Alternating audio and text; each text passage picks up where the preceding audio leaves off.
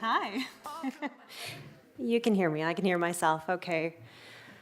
Well, thanks, Claudia, for the movement. I'm a little bit nervous, so that it was really good to shimmy. And Giovanna for inviting me here today. Well, good afternoon, everyone. My name is Tanya Pino, and I'm here to speak with you about the future of e-commerce and digital payments. I'm a senior account executive for PayPal, and I'm coming upon my 4th anniversary with the company. Prior to that, I was working in credit card acquiring and wholesale banking, so I've been in the industry for a little while. I know a few things. And I want to say that, maybe tell you a little bit about me personally. I'm not from the Netherlands. I started my journey in Toronto, where I'm from, and it took me to Hong Kong, to London, and now I've spent the last 6 years in Amsterdam, calling it home. And it wasn't my career that took me from one place to another. It wasn't love either. It was just a desire and a dream to live a life rich in experience. So I went to each of these new countries without a plan. Just that I thought I would hustle and make things work. I say that anecdote because it's actually relevant to what I do today. Today, working with PayPal, I work with the largest enterprise merchants on our platform. I work with companies like H&M and Tommy Hilfiger and Calvin Klein, and I help them to optimize their payment structure. It's relevant, my story is relevant, because in each new country that I started working in, got to take a deep breath. In every country that I began to work in, it was the same thoughtful approach that I had to bring to be successful. When you enter into a new market, whether you're H&M or you're just me, it takes a thoughtful local approach to actually be successful in that market. And that's what I hear from merchants every day, is that they want to reach consumers in that market. So I want to zoom in a little bit on the Dutch e-commerce market now, and have a look at the field today here. The Netherlands is the largest e-commerce market in Northern Europe. In 2022, actually, it was worth 33.3 billion euros. And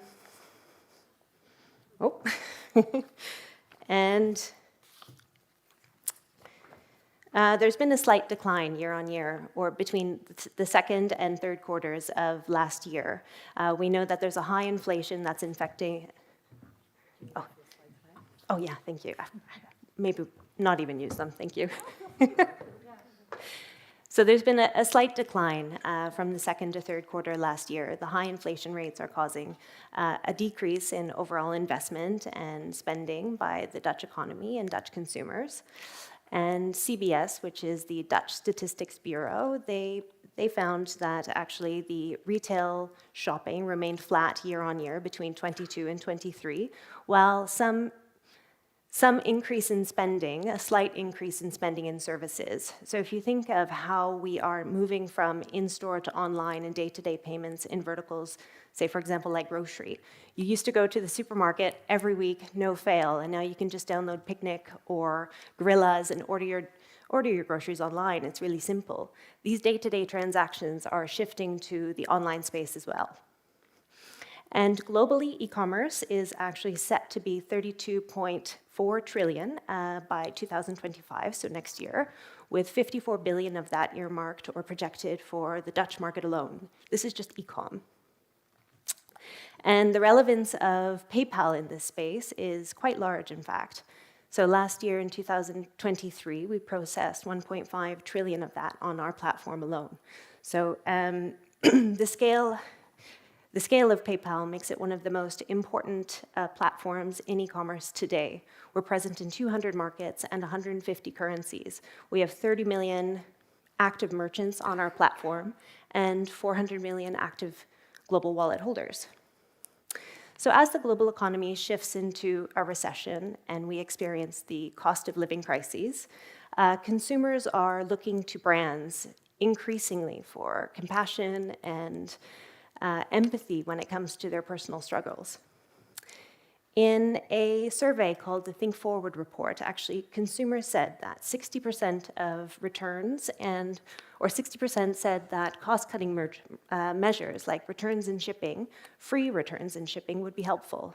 An additional 49% said actually they're looking for the promotions on your websites to actually budget better. And what's unique about PayPal in this context, again, is besides the figure that I already mentioned, so 1.5 trillion last year of the global e-commerce volume, which the total was 29.7 trillion, so that's roughly 5% of the total e-commerce volume processed on our platform. It was the first to really revolutionize digital payments 25 years ago with the launch of the very first scalable digital wallet. And at that time, it started with a very simple and easy concept. It was just easy online payments, secure payments. Users could link their PayPal account to their credit or debit card or load a balance and purchase from across the world online and feel safe about that transaction actually making it there. Our buyer protection was and remains one of the biggest features on our platform. So consumers know that when they transact with PayPal, if the goods don't arrive, they can always call PayPal and get a recourse of action. That is and how we've built the scale that we have today. And increasingly, we found that large enterprises actually see a 33% increase on conversion where PayPal is selected as the primary payment method, which is a huge increase just for your average daily business. And after a quarter of a century in this business, with our scale, when PayPal rolls out new technologies like AI tooling or cryptocurrency or buy now, pay later, we really roll it out to a scale unlike any other. Also unique is our double-sided platform. So we target the consumer side of the business with our digital wallet. And with that, PayPal is one of the most trusted brands globally. In a global survey in 2022 conducted by Morning Consult, it was named the second most trusted consumer brand in the world after Google only. And on the merchant side of the business, which is the side of the business that I work on, we not only have our branded wallet, but we also have a full-service payment service provider. So we process credit card transactions, debit card transactions, and local payment methods. Last year, that accounted for about 50% of our total online volume, which was 750 billion. And we processed in, like I said, over 200 markets and 150 currencies. Zooming out now onto the macroeconomic situation that we have, it is certainly very challenging with advanced technologies at our fingertips every day with our smartphones. Consumer expectations are very high. They're looking for good experiences, simple experiences. Merchants not only, well, this is what I hear, they not only want to attract new customers to their web shops, increasingly they're looking to create loyalty amongst existing buyers and actually bring them back to the web shop again. Which brings me into some of the key trends that's actually shaping the industry today. The first is frictionless payments. So consumer tolerance is very low when it comes to friction in the checkout. Everybody has probably experienced having a hard time actually checking out. Expectations are very high here, and 25% of shoppers have said that they'll actually leave a website when account creation is required to check out. So for anybody who owns a web shop here, maybe consider optimizing your guest checkout experience for higher conversions. An additional 20% cite security and time as red flags when they're going to the checkout. So the tip for web shop owners here is to remove friction. It's to minimize data entry, optimize your guest checkout, and to remove any surprises at the end of additional shipping fees and or duties that just come up too late in the transaction. Those should be displayed prominently upstream. The next one, which is really big at PayPal, is called vaulting. So tokenization of payment methods. There's a lot of different industry names for the same concept. It's becoming more important and more powerful in digital commerce and payments today. So today, PayPal's Vault is one of the most powerful in the world, given the scale of our platform. Companies like PayPal leverage partnerships with the schemes like Visa and MasterCard and some of the tools that they offer, like Account Updater and network tokens, to save payment credentials of consumers globally for merchants so that they can transact more easily in the future. The industry is actually moving toward a no-data checkout entry process. PayPal is doing this as well. So to give you an example of how practically we're using this today, we not only have the PayPal wallet, which is our branded transactions. Like I said, half of our volume is actually processed through the Braintree platform. This is our full-service PSP, and that's 750 billion worth of transactions processed by credit cards, debit cards, and local payment methods. So the next time, or perhaps last week, a user has checked out a hotel on booking.com. Next week, they go to footlocker.com and they want to buy a new pair of sneakers. We can actually identify them in that transaction last week and pull up their payment data, irrespective of the payment method, just by using their email address or a phone number. The next generation of that will be the use of biometrics. So by the simple use of a face scan or a fingerprint, they'll be able to check out quickly, easily, enter no data. It doesn't matter the payment method. Everything is built into the platform using the Vault. Which leads me into security. Merchants don't want to store this data themselves. It's very sensitive data. So working with a payment service provider like PayPal or the others on the market is critical in creating trust with your consumers. And the need for consumer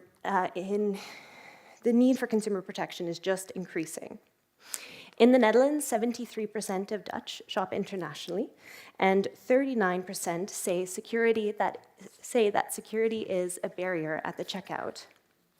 A tip here is to offer users or buyers a payment method with buyer protection, such as PayPal or credit cards, so that if they don't receive their goods, they can always call their credit card company or call PayPal and open up a dispute. This will get a higher conversion rate on your website. Next is omnichannel. So customers, we're on all devices, we're in shops, we want to buy everywhere all at once. We want convenience and ease of use. Selling through all of them gives you access to new customers as well. Building a strategy that enables you to meet new customers where they are and find new customers where they might not be able to find you otherwise. For example, browsing on Instagram. They might not know your brand, but they might just come upon it organically. So making sure that they can actually check out in your web shop is very important. Smartphones now generate 71% of traffic and 61% of orders of online retailers globally.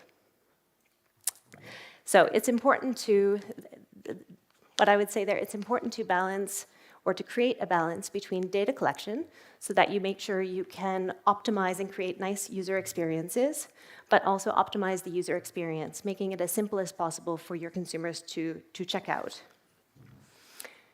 And finally, I say localization for optimization. So similar to what I started with in my own experience, when any merchant is entering into a new market, I always recommend you do so in the local language, with the local currency, with the local payment methods that help people check out in that country. For those of you that live in the Netherlands, you know that if you enter the Netherlands with just credit cards, it's never going to work. You need Ideal. And it's the same for every different country. Every country has its own usual experiences. Moving into the evolution of digital payments. I want to talk about one of the biggest things in the market right now, and it's buy now, pay later. It continues to gain consumer momentum. It's actually projected to increase to 650 billion of the market by 2025, and 8 of the top 10 BNPL countries are actually located in Northwestern Europe. So it's really big in this region. Actively promoting BNPL to consumers makes it 3 times more likely that they'll actually complete the purchase. Meanwhile, 63% of existing buy now, pay later users are more likely to complete a purchase where it's actually made available upstream. reminding consumers that BNPL is available on your website helps them to convert, and it helps to increase the average order of your basket size. And PayPal has, I think I've made it to the end. Well, all to say that, maybe just to take an extra moment, there's a lot of change happening in the world right now with regards to e-commerce and digital payments. We're just kind of holding on to our seats and trying to keep up with it. But I work for a very innovative company that has been in the industry for over 25 years, and we are incorporating all of the new technologies like artificial intelligence and payment orchestration, BNPL. We're on top of all of it. But thank you very much for chatting with me about payments, and yeah, have a lovely afternoon.